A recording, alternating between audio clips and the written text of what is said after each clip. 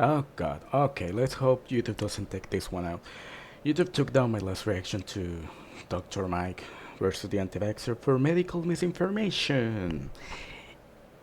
And I looked that up. The clip they took it down is when Jesus lady, this lady, claims that you can cure cancer, you don't need medicine. And right after that, I immediately said, don't listen to this shit like that. This is the stuff you don't need to listen. Right after the clip, and YouTube took it down anyways. A video that is in their own platform. I went to Twitter, tried to find it. It sent me some steps. I still don't have my video. I still don't have my video. It's still down. Hopefully, don't take this one down. Is there anything I could say today that would change your mind? I'm just asking your opinion. I'm asking you a question. Yeah. Probably not, because I actually read and study. Yeah, and I said in the video telling that to a fucking doctor who spent over 10 years studying and reading actual science is fucking insane. I would like to give you my knowledge, my Cringe. experience, and what I've seen in the hospital system. But if you're telling me right now, no matter what I say, you're not going to change. Yeah, by the way, Mike, congratulations. In the video, I said you were very kind, very patient with these people. I don't know how you do it, man. Also, the older you get, you keep looking better. Holy Change shit. your mind? Is there any value to that? I had a debate with 17 vaccine skeptics on Jubilee's Surrounded Yeah. series, and it went on for 3 hours. Yeah. It was an interesting I reacted to the 2 hours and YouTube took it down. experience for me. I learned a lot as well as gained very valuable experience. But there were about 5 points that I felt were being repeated that I want to address today. Huge thanks to Ground News for sponsoring this video.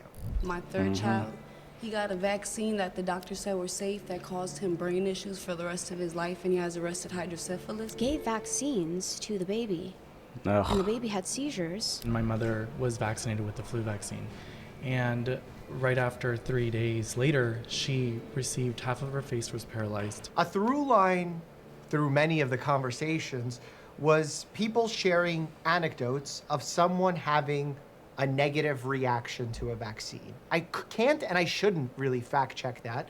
I took everyone at their word. I thought everyone was discussing all of this in good faith. And then at the end of the day, vaccine side effects do happen. Yeah, that was crazy. I learned there's a fund for, I think it's gonna speak on it now. There's a fund for people who've been hurt by vaccine. I didn't know that was a thing. I don't know anyone who's ever been hurt by any vaccines, except for COVID.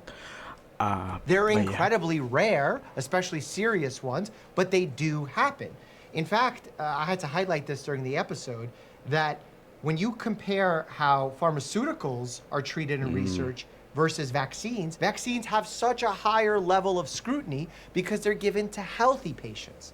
As opposed to pharmaceuticals, we allow a chance of higher rate of side effects because we're getting the trade-off of a major benefit. When someone tells us that they started experiencing a medical condition after getting a vaccine and they attribute it to a vaccine, I think you need to be very careful and think, yes, about correlation and causation, whether or not two things happen at the same time or one caused the other thing to happen. A great image representation is this. I'll give you another second, is this. And also think It has to dumb it down. It's like the children. about the natural incidents. For example, people who are 60 plus years of age have heart attacks. Now, if someone was to get a vaccine and then have a heart attack a week later, was this a natural heart attack or a vaccine-caused heart attack? How would we know? We would study those who have gotten vaccinated versus those who haven't and compare that natural incidence versus the incidence of people who have had vaccines. And Yeah. if that rate goes up, now we start getting worried, we start investigating, we issue warnings. We've actually issued warnings about vaccines in the past because of the careful monitoring we do as a form of post-market surveillance. Risk versus benefit, correct? Maybe you can give your viewpoint, whether maybe you're for or against, a court ordering the children to be injected with something that there is no harm to. But now we're seeing actual harm with the vaccine. They didn't die from the disease. They're dying from the vaccine. Side effects versus benefits. Now, every time we do a medical intervention in healthcare, whether it's physical therapy, a surgery, a medication, a vaccination, we always want to think about the ratio of benefits to harms, and the benefits should always be outweighing the harms. And if we're not thinking about it, we're doing something wrong. So he pointed out how one of his daughters was getting a vaccine against his will because the mother of the child wanted the vaccine. But the reason... Yeah, which is a legal issue, not a medical issue. And that's a more complicated case, so...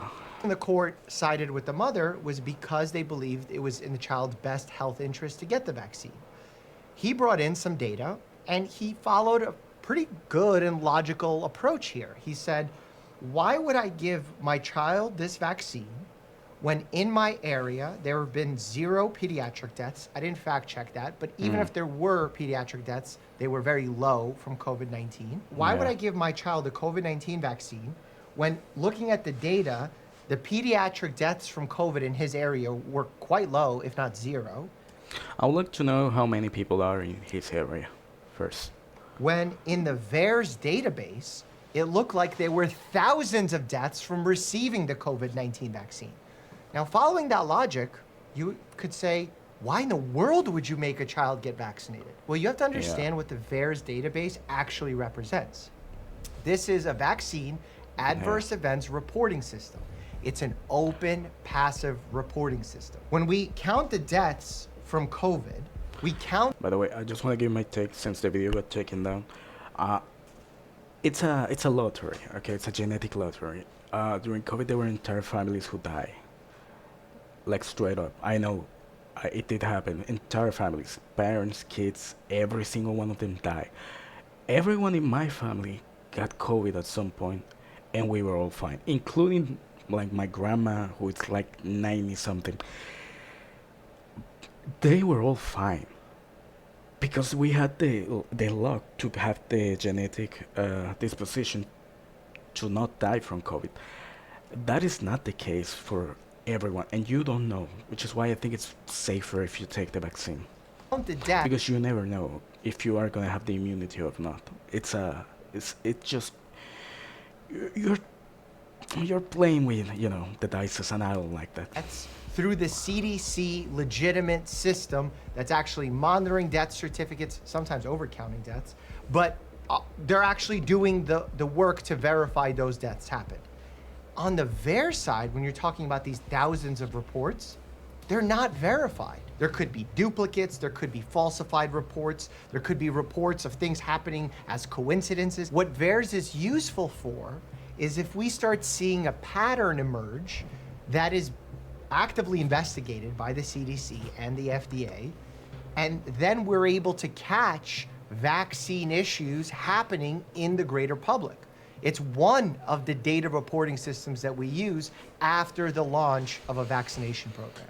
In Japan, they don't start their vaccine schedule, I believe, until 2 years old. Autism is almost non-existent. So they don't cause autism, you're saying? Correct. At all? Correct. Yeah, my take on this was that there is something that, and we have to investigate why autism is going up. It's not just that we're diagnosing more people now. No, there's something happening. It's something in the water, chemicals. We have to see if it's the plastic. I don't know, but there's something. I don't think it's vaccines, but it is happening, and we need to investigate. Well, that's news to me. You can't have a discussion about vaccines without the topic of autism coming up. And there is some truth to the fact that autism rates have gone up. And people have tied that to the fact that children get more shots than they did in the past. However, this has been very firmly established as correlation. And again, I'm going to show you this image because correlation... But it is something. And I want... what's his name? RFK, JFK, whatever. Yeah, I want him to investigate that. Does not equal causation.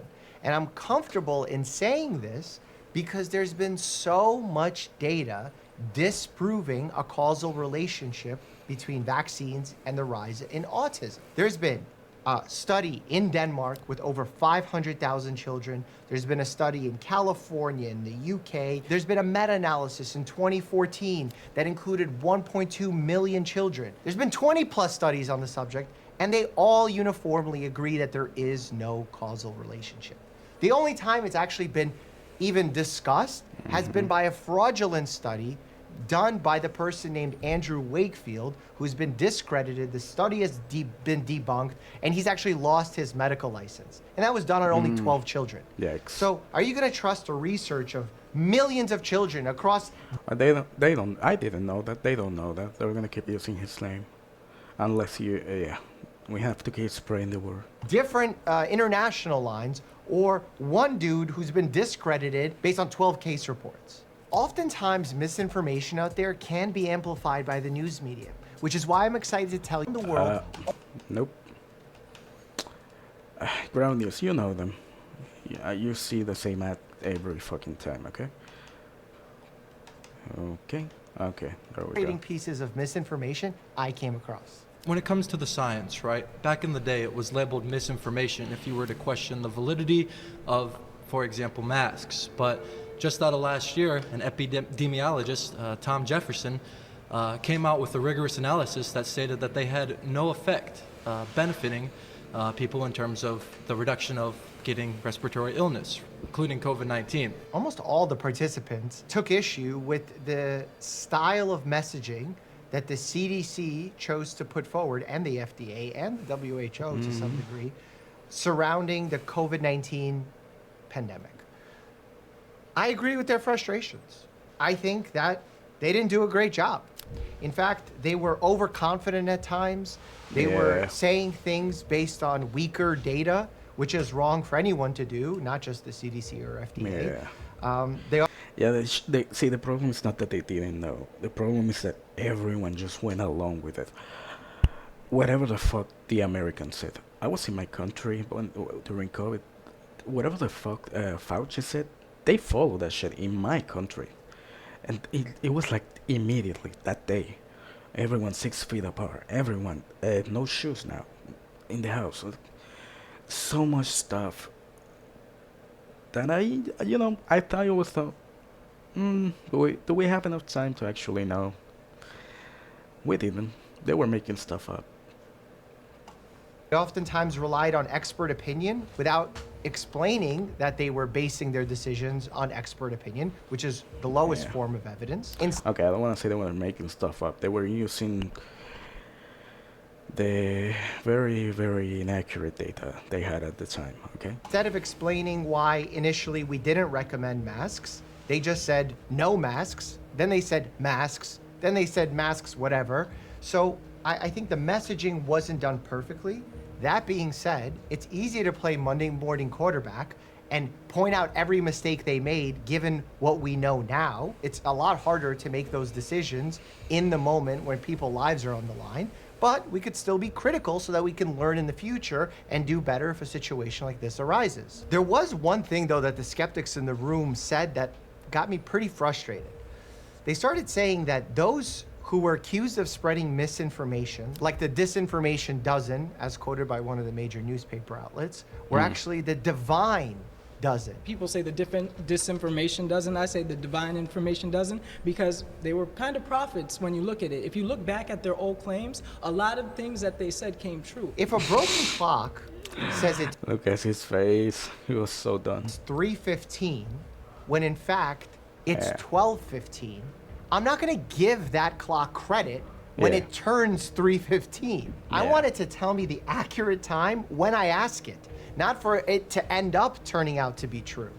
And the reason why this is important is because when you ask someone for an answer in the scientific community, they should answer you not based on what might happen in the future or their subjective thoughts on what might happen in the future.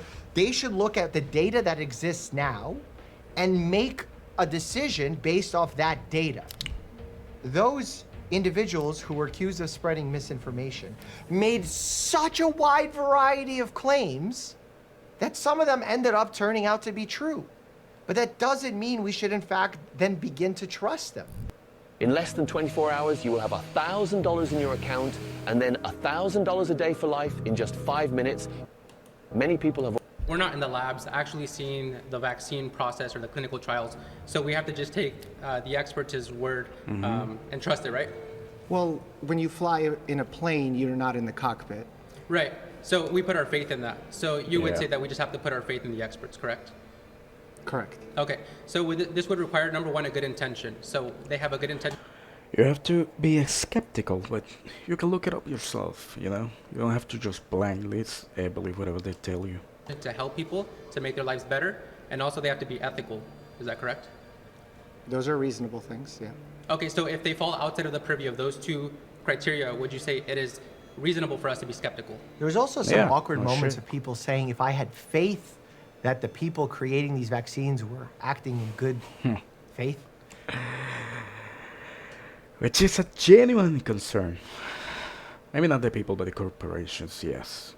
It's a valid thing. But to me, that's interesting because when you call an Uber driver or you get a food delivery, you don't spend that much time thinking, are they acting in good faith? And both Yeah, but I don't have to put it in my body. I'm not...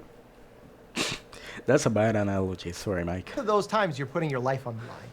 So I think you hope in a society that we live in that everyone's acting in good faith. But it really pushed me to the question of how do I know that vaccines Yes, but when it's permanent, once I get off the ride, that's it. I'm probably never gonna see that guy. The vaccine is permanent. work and that they do what the pharma companies say they do? Once again, I am pro-vax, by the way. I'm just saying by an analogy, okay? Well, there's a lot of research that goes into that that's verified by independent review bodies. There's preclinical research, Yeah. there's animal research, there's human research, there's post-market surveillance. We actually have a vaccine safety data net that reviews millions of doses of vaccines after they've been given to many more people than the initial research. And guess what? With some very, very rare side effects, you don't see them in the research. But when you give it to exponentially more people, those side effects start popping out. And it's important to tell the general public about those side effects. And we do that. To make the point even more crystal clear, how do I know they work? Well, where is smallpox? Where's measles? Well, that's changing for obvious reasons. But where's polio? Those diseases Yeah. have been eradicated. Yeah, that's right. I said that in the video as well. You don't see people with polio anymore. There used to be a huge issue for most of human history. And you don't see it anymore because vaccines work. They've been eradicated because of the invention Yeah. of vaccines. In fact, I find it a bit hypocritical from this community who's in this anti-vax space to be critical of vaccines because they oftentimes blame our healthcare system for being so reactive and not preventive. When I think about our current healthcare system, where I think it needs to do better is it needs to focus more on prevention rather than cures. Agree or disagree? 1,000%, yes, sir. Do you know how we can do that? Not through the vaccines, Oh. but Vaccines are preventive. yeah. We're doing the thing that you would want us to They do, are. and yet you're punishing us for it. There was a good follow-up to this where people said, well, if we have herd immunity, why don't we get rid of the flu and COVID? The way the flu works is different. Every time it goes into a new person, it takes down that DNA. That's why if it jumps back into you, you don't have any immunity except for, you know, a mild one, blah, blah, blah. Well, that's because there are long incubation viruses and short incubation viruses. Yeah. Long incubation viruses take a while to start causing symptoms in your body. And as a result, it allows your immune system's memory to kick into high gear and actually prevent you from experiencing any symptoms of that disease. That's why we've been able to eliminate polio, smallpox. These are long incubation illnesses. But it's near impossible to fully eradicate diseases like the common cold, the flu, Yeah. COVID-19. Not only do they Yeah. mutate, but also once you get a vaccine for them, you build up Yeah, that's the word. They mutate. immunity for the time being that works for a few months, and then it goes into your immune system memory. When that virus reinfects you again, because it's a short incubation virus and the symptoms come on so quickly, by the time your immune system's memory kicks into high gear, it only is able to protect you from severe illness, hospitalization, death, but not those mild infections. That's why when you That's why we have to be thankful for our body. Treat it well. Remember, exercise, eat well, fruit, vegetables, everything. That is the thing that's keeping you. Anything, if you didn't have it, anything would kill you. I mean, anything could kill you. get the flu shot, it doesn't prevent all cases of the flu shot. It prevents severe illness. Same thing with COVID-19. If you haven't Yeah. watched the entire debate, I think there's a lot of great takeaways. That's Yeah, I did. My reaction is down, so sucks. linked in the description. And I actually did a really cool animated video talking about the history of the polio vaccine and how it's actually fueled distrust in vaccinations as a whole. Click here to check it out. And as always, I will check it out. Don't worry. So yeah, that's kind of depressing. These people were never gonna change their mind. You know that. Anyways, see you next time.